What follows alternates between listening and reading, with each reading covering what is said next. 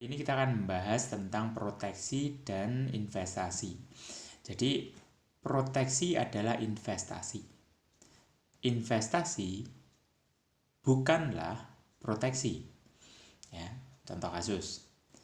Si Upin melakukan investasi di reksadana pendapatan tetap negara dengan return 10% per tahun, katakanlah.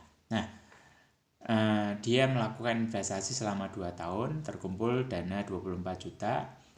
Ternyata si Upin rest in peace ya. Nah, berapa dana yang bisa dicairkan dari hasil investasinya? Ya 24 juta plus returnnya.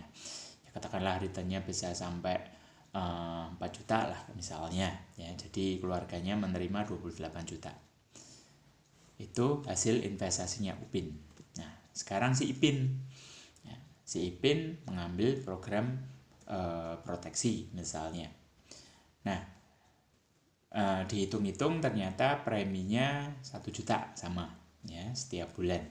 Setiap bulan si Ipin bayar premi 1 juta. Nah, jalan 24 bulan si Ipin juga meninggal dunia. Nah, pertanyaannya, berapa yang cair untuk keluarganya? Yang cair adalah sebesar uang pertanggungan dari program proteksi si Ipin.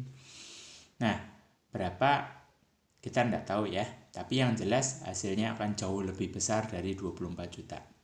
Nah, katakanlah uang pertanggungannya 1 miliar misalnya. Si Ipin baru bayar 24 juta, tetapi meninggal dunia, akhirnya keluarganya si Ipin dapat 1 miliar. Nah, investasi itu kan kita melihat berapa kenaikan dari uang yang kita sisihkan kan. Jadi si Ipin ngisinya 24 juta, tetapi dapatnya 1 miliar. Kalau Anda lihat dari nilai uangnya, untung nggak? Ya untung lah, 24 keluarnya 1 miliar. Ya. Nah, jangan nanya yang menikmati siapa, kan keluarganya. Si Ipin nggak menikmati. Ya emang, karena ini adalah proteksi jiwanya si Ipin. Ya. Jadi bedakan ya antara investasi dengan proteksi. Jangan dicampur adukan, nanti amburadul. Nah, sekarang bagaimana caranya menentukan uang pertanggungan? Beberapa perencana keuangan sih bilang begini ya. Jadi pengeluaran setiap bulan dikalikan 12, jadi pengeluaran tahunan kan. Katakanlah pengeluaran bulanannya 10 juta, berarti pengeluaran tahunannya 120 juta.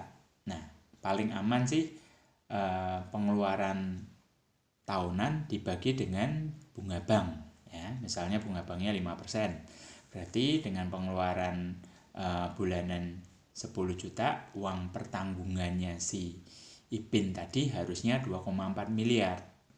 Nah, kembali lagi program proteksinya yang diambil berapa ya, dengan 2,4 miliar UP-nya tentunya nanti kembali ke premi kan. Berapa usia Ipin pada saat ngambil program proteksi, berapa lama masa bayarnya, itu nanti semua akan berpengaruh ke preminya. Tapi yang paling penting di sini teman-teman, Anda harus bisa membedakan antara investasi dan proteksi. Ya, proteksi sekali lagi adalah investasi karena uang Anda naik nilainya, tetapi investasi bukanlah proteksi.